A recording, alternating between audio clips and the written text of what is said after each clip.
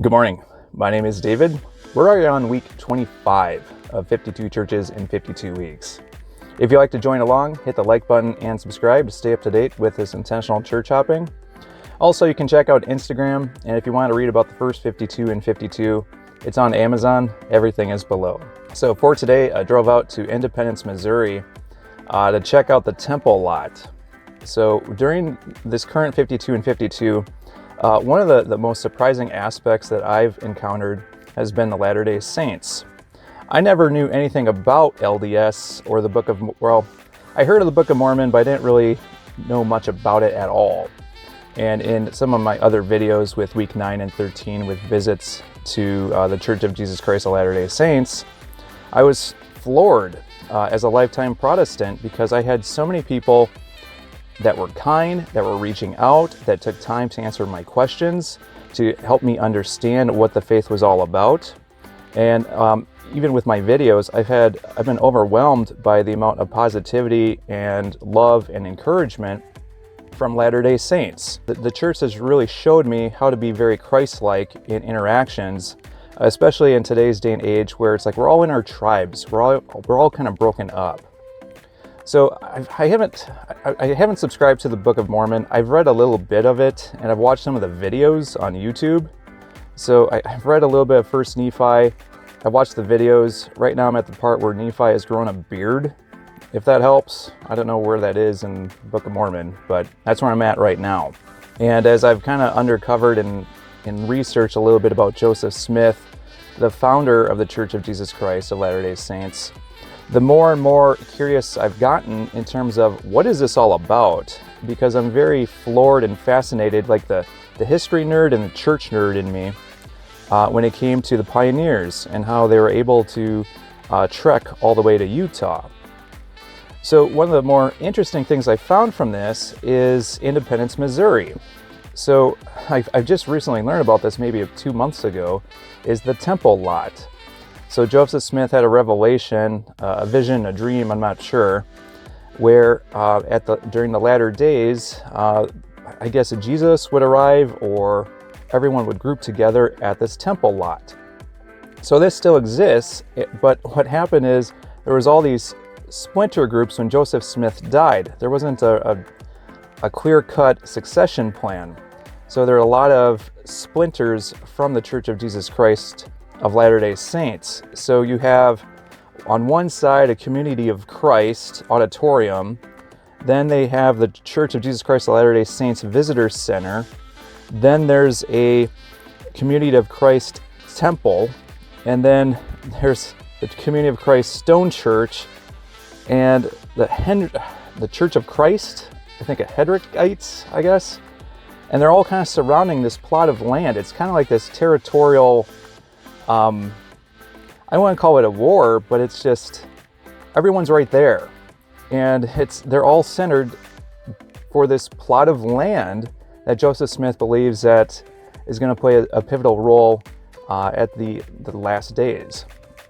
So I want to go into one of these churches. I called to see if the temple has church services, and they were kind of like, no, we don't do that. But right next door is a Community of Christ. And they own the temple. They're the Latter-day Saint denomination, sect. I don't know what to call it. That's right next door. So I want to check out this church service, kind of learn a little bit about what a church that's not LDS, not the Church of Jesus Christ of Latter-day Saints via Brigham Young, what do they do for church? So I'm going to check this out and see what happens.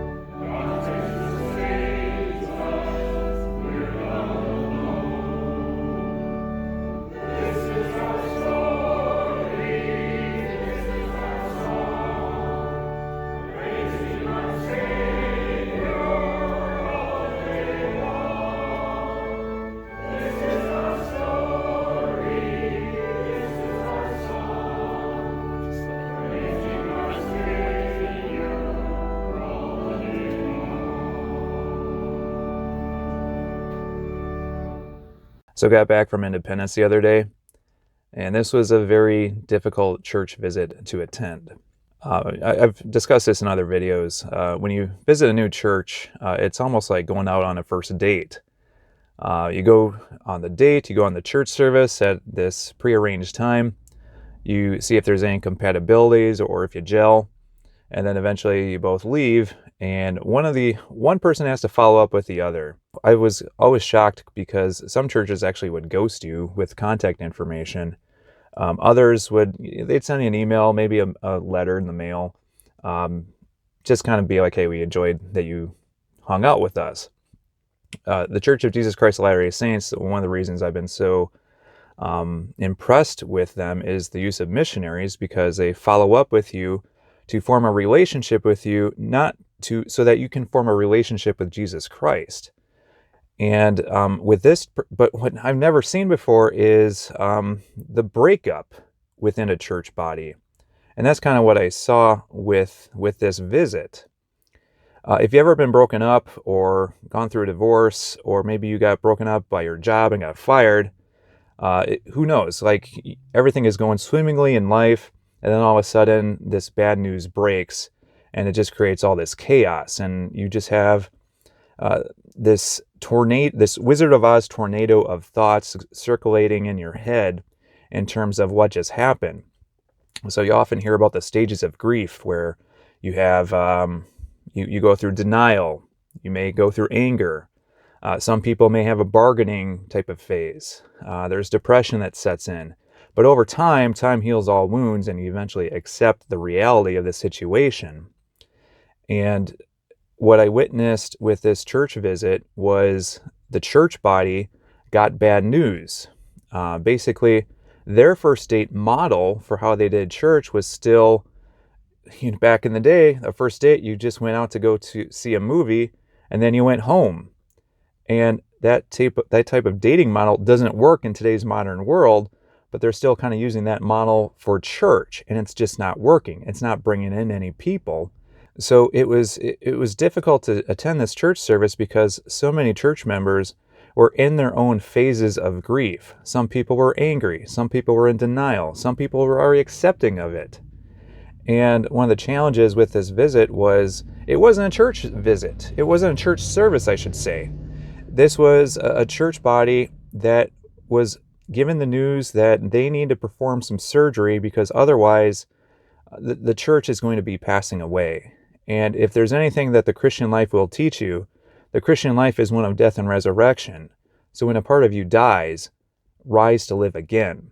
And that was something that a lot of church members do, because we are creatures of habit, that we're very, it was challenging for people, because a lot of people just do not want to change. So going in, you can tell from my earlier video when I was in Independence, I was really excited to see what this was going to be like. Because this was in Independence, because it was right across the street from the temple lot, the Community of Christ Temple, the auditorium, I thought this was going to be flourishing type of congregation. And especially just due to the rich history of this community. So I'll just give some real quick, fascinating backstory. So when Joseph Smith and the Latter-day Saint movement was moving through Missouri, again, that's where Joseph Smith had this revelation that independence would play a crucial role in the latter days. Well, the latter days got into many skirmishes with the local Missouri residents at that time. And one big skirmish led to the then governor of Missouri executing an extermination order to kill all Mormons if they didn't leave. Like, this is American history. I never knew about this. So Joseph Smith was just kind of like, screw this, like, let's get out of here. Went up to Illinois and made some more friends, and he eventually was killed. So that's where you had this succession crisis of different men claiming to be the true leader after Joseph Smith passed away. The LDS Church from Utah, they contend it was Brigham Young. There was no crisis. It's just a bunch of guys that were making things up.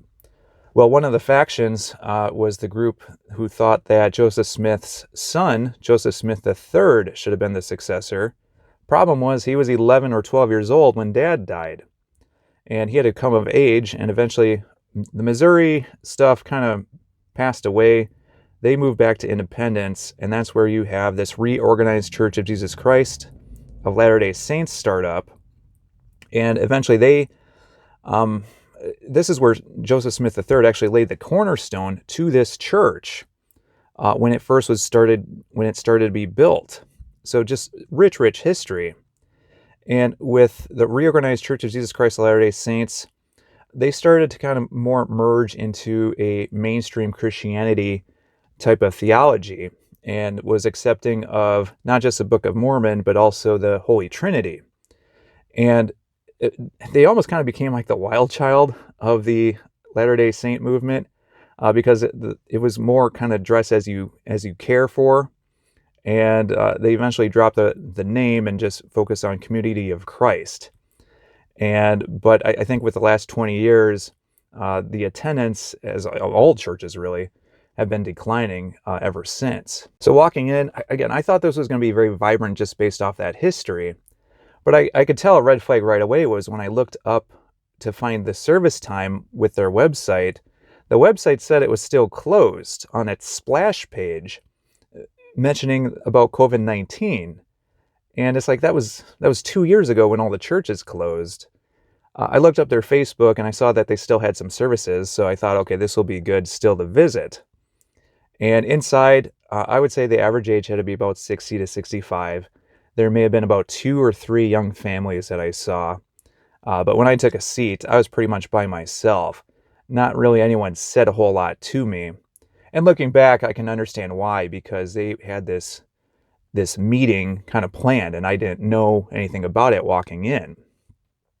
So they sang a hymn, and then 4 gentlemen got up at the front, and one spoke from a podium to basically say, discussions were on the table about participating in a program. So it became apparent that this was going to be a presentation on where does the church go in terms of declining membership. So one gentleman got up and he mentioned that that new members, new givers were passing away. New members, new givers were not growing.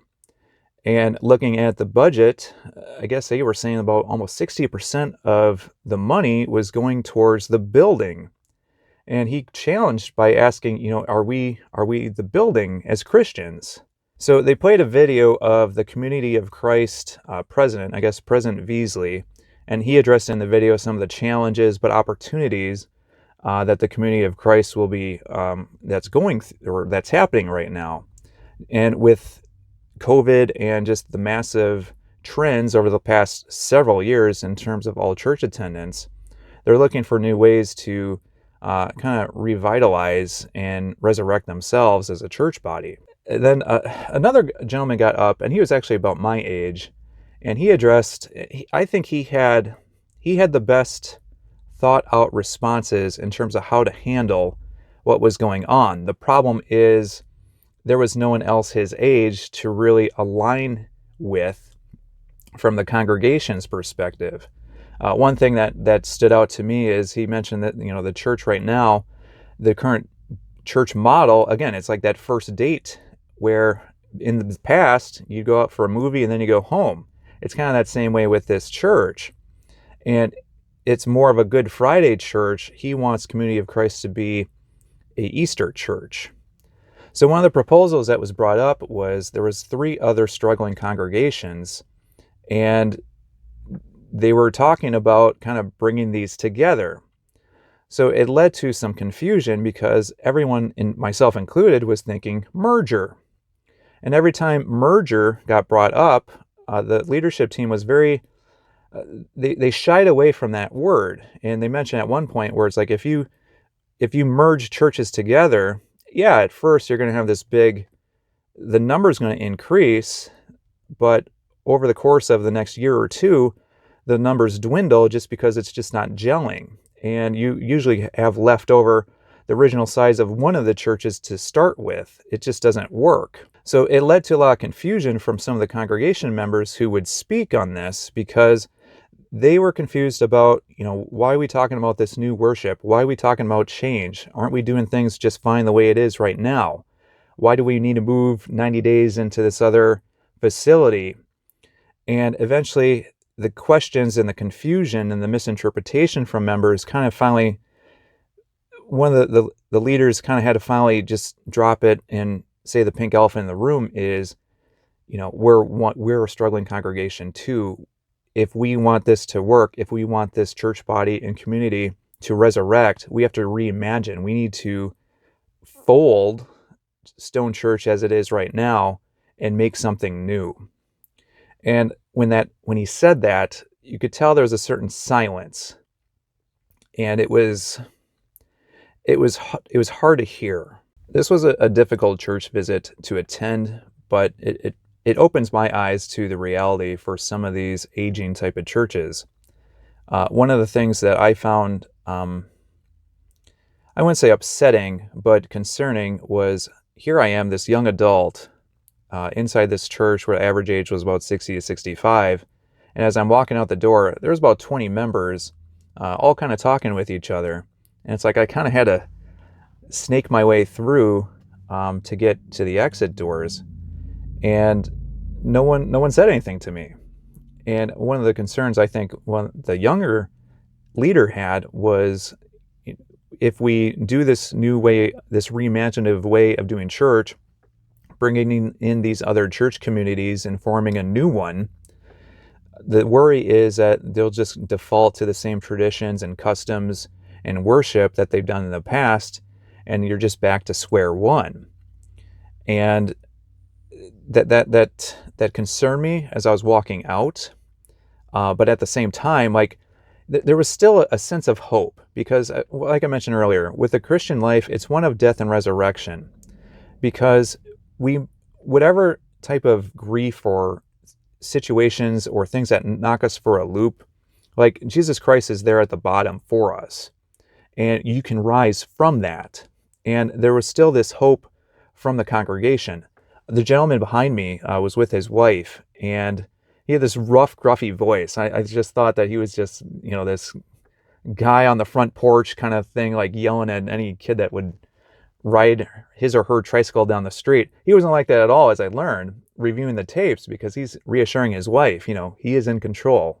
He has us. And I just remember that affirmation that I heard, where it's like, wow, that's the right mindset to have. And even though with Stone Church, maybe this church won't last in its current state right now, there's so much rich history, and I don't want that to be lost in this video. So the hymn that they sing at the very end, it was written by Fanny Crosby. Her story is amazing in itself. But I just want to read this real quick, because with this community of Christ, with this church, so much rich history. And one of the things that I don't want to be lost in this video is just the people and the history behind this. So now in this moment, now in this day, God is creating and leading the way. Life is behind us. Life is before. We write the story not heard before. Past, present, future, joy, sorrow, hope. We write the story, and life is its scope. God's love assures us through the unknown. God's grace sustains us. We're not alone. This is our story. This is our song, praising our Savior all the day long. This is our story. This is our song, praising our Savior all the day long.